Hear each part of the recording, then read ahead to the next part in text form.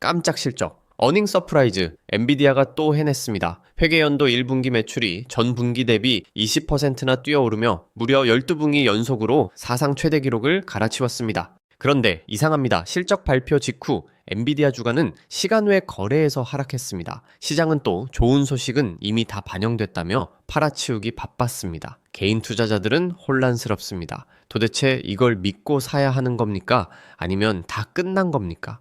오늘은 그 혼란 속에서 진짜 기회를 찾는 법을 말씀드리겠습니다. 특히 엔비디아의 호실적이 국내 증시, 정확히 말하면 한국 메모리 반도체 기업들의 어떤 구조적 변화를 가져오고 있는지 낱낱이 파헤쳐 보겠습니다. 대부분의 투자자들은 생각합니다. 엔비디아 실적이 좋으면 엔비디아를 사야지. 왜 한국 주식을 사냐? 또는 엔비디아 주가가 떨어졌는데 이제 AI 버블이 꺼지는 거 아니냐? 이런 생각을 하는 분들께는 정말 안타까운 현실이 있습니다. 여러분이 보지 못하는 곳에서 엔비디아의 그래픽카드 한 장이 팔릴 때마다 국내 반도체 기업들의 현금 흐름은 확정적으로 늘어나고 있습니다. 어떤 회의론자는 이렇게 말할 겁니다. 그래봤자 대만 TSMC나 미국 엔비디아가 다 먹는 거지 한국 기업이 뭘 얻어먹겠냐. 혹은 하이닉스 실적 좋은 건 알겠는데 주가는 안 오르잖아. 다 끝난 거 아니야? 여러분 이 말을 곧이곧대로 믿고 계신다면 오늘 이 영상을 꼭 끝까지 시청하셔야 합니다. 이런 냉소적인 반응은 지난 10년 동안 한국 증시가 외국인 자본에 의해 철저히 무시당해온 아픈 경험에서 나온 것입니다. 하지만 지금은 상황이 완전히 다릅니다. 과거의 트라우마에 갇혀 새로운 구조적 변화를 놓치면 여러분은 인생에서 단 한 번 올까 말까 한 기회를 그냥 지나치게 될 수도 있습니다. 사람들은 이 사건의 본질을 완전히 오해하고 있습니다. 엔비디아의 실적은 단순히 그래픽카드 제조사의 호황이 아닙니다. 이것은 인류 역사상 가장 큰 규모의 인프라 확장, 바로 AI 팩토리 건설의 청신호입니다. 엔비디아는 단지 칩을 파는 회사가 아니라 이 시대의 전기 회사가 되고 있습니다. 누군가 AI 팩토리라는 거대한 발전소를 지을 때 발전소 안에 들어가는 변압기와 배선을 독점 공급하는 회사가 바로 엔비디아입니다. 그런데 이 발전소를 가동하려면 필수적으로 들어가는 자재가 있습니다. 바로 초고속 메모리 반도체, HBM입니다. 본질은 이겁니다. 엔비디아가 칩을 많이 팔수록 HBM이라는 핵심 자재의 수요는 저절로 따라오게 되어 있습니다. 마치 아이폰이 잘 팔리면 아이폰 배터리를 만드는 회사가 덩달아 신나는 것과 똑같은 이치입니다. 엔비디아가 아이폰이라면 HBM은 그 안에 들어가는 배터리입니다. 아이폰이 아무리 혁신적이어도 배터리가 없으면 1시간도 못 버팁니다. 더 정확히 말하면 엔비디아가 슈퍼카를 만드는 회사라면 HBM은 그 슈퍼카에 들어가는 초고성능 타이어입니다. 아무리 좋은 엔진을 달아도 바퀴가 없으면 굴러가지 않습니다. 지금 전 세계에서 이 초고성능 타이어를 만들 수 있는 공장은 한국에 딱 2군데밖에 없습니다. 이제 구체적인 숫자를 봅시다. 엔비디아의 이번 회계연도 1분기 매출은 816억이 1000만 달러, 한화로 약 122조 원입니다. 전년 동기 대비 무려 85%가 증가한 수치입니다. 시장조사기관 LSEG가 집계한 증권가 전망치인 788억 5천만 달러를 훌쩍 뛰어넘었습니다. 이 차이만 해도 약 28억 달러, 한화로 4조 원이 넘습니다. 증권가의 예상을 이렇게 크게 웃도는 실적이 나왔다는 것은 그만큼 AI 수요가 예측 불가능할 정도로 폭발적이라는 증거입니다. 특히 데이터 센터 부문 매출이 752억 달러로 작년과 비교해서 92%나 성장했습니다. 세부적으로 보면 데이터 센터 컴퓨팅 부문이 604억 달러, 네트워킹 부문이 148억 달러였습니다. PC나 게임 콘솔, 자율주행차를 포함한 엣지 컴퓨팅 부문도 64억 달러로 전년 대비 29% 늘었습니다. 엔비디아의 성장이 단일 부문이 아니라 전 부문에서 동시에 터지고 있습니다.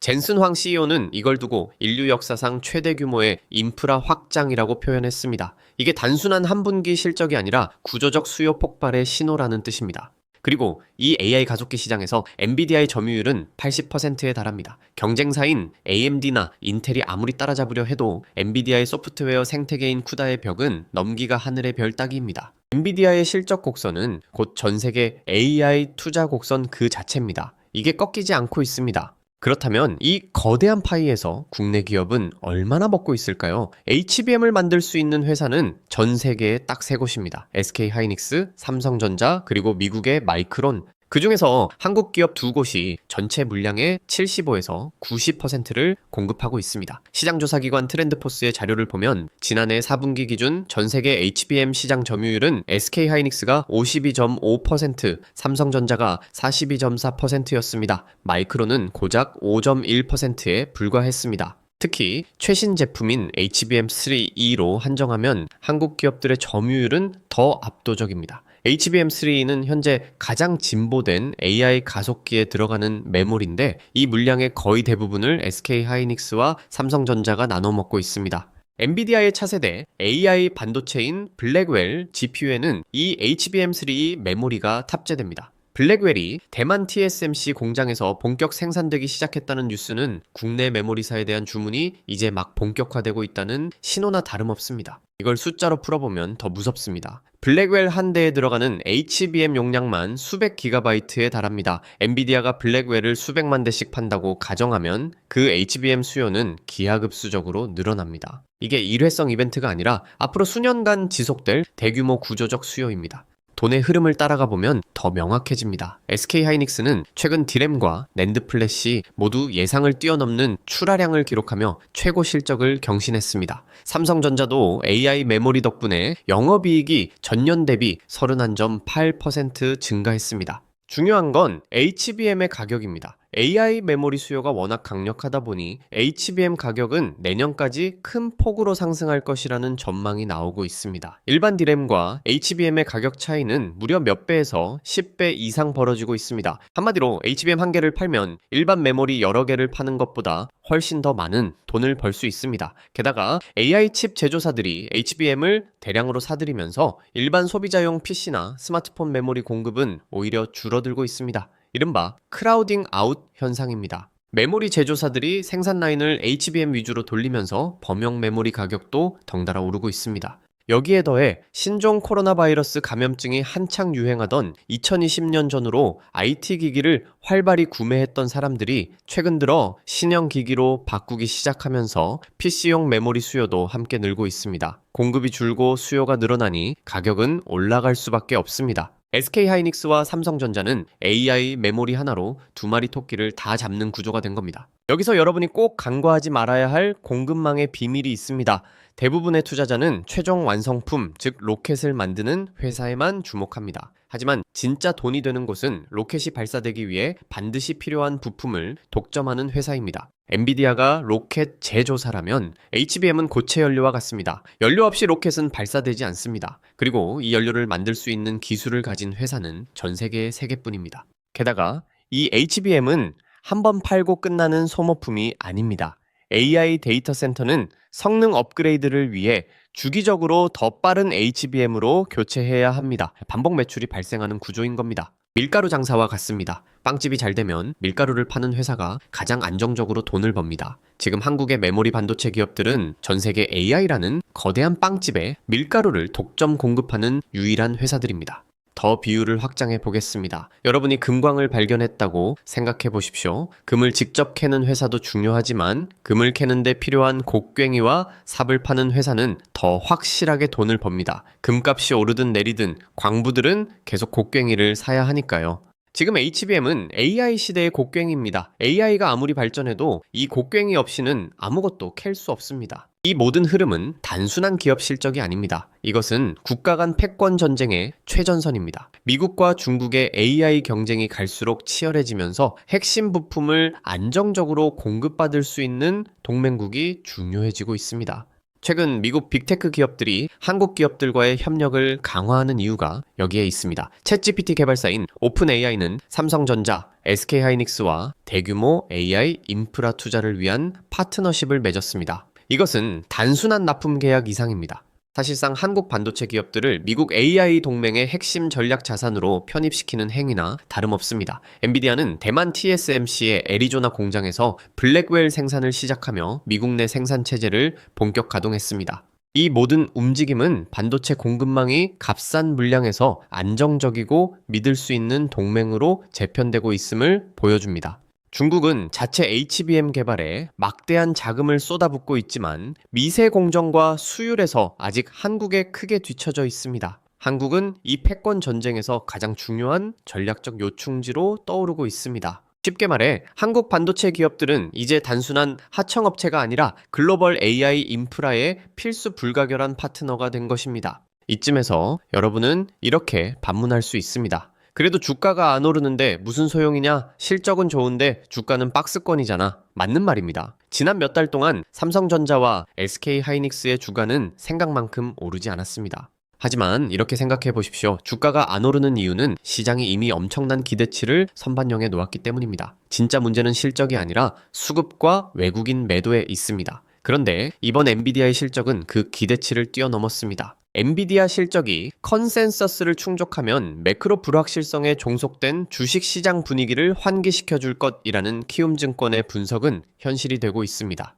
주가가 지지부진할수록 오히려 지금이 저점 매수의 기회일 가능성이 높습니다. 실적 좋은데 주가 안 오르면 끝물 아니냐는 논리는 AI라는 거대한 구조적 변화에 첫 장을 읽지 못한 사람들의 전형적인 착각입니다. 역사를 돌아보면 애플의 아이폰이 처음 나왔을 때도 주가는 한 번에 폭등하지 않았습니다. 수년에 걸쳐서 천천히 그러나 확실하게 올랐습니다. 지금 AI 반도체 사이클도 마찬가지입니다. 하루 이틀 가지고 판단하면 큰 코 다칩니다. 또 다른 반박이 있을 수 있습니다.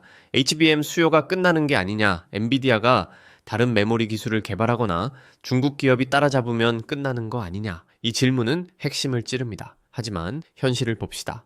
HBM은 D램을 수직으로 쌓고 칩 사이를 관통하는 전극을 설치해 만듭니다. 이 기술의 난이도는 일반 메모리와 비교가 안 됩니다. 데이터 통로 하나만 봐도 일반 D램은 32비트지만 HBM은 1024비트입니다. 데이터 입출력 통로가 32배나 많기 때문에 전송 속도가 낮아도 훨씬 더 많은 데이터를 동시에 처리할 수 있습니다. 이걸 만드는 공정은 반도체 역사상 가장 정밀하고 복잡한 기술 중 하나입니다. 엔비디아가 차세대 HBM4 개발을 추진하고 있는데 이 시장에서도 SK하이닉스와 삼성전자가 가장 앞서 있습니다.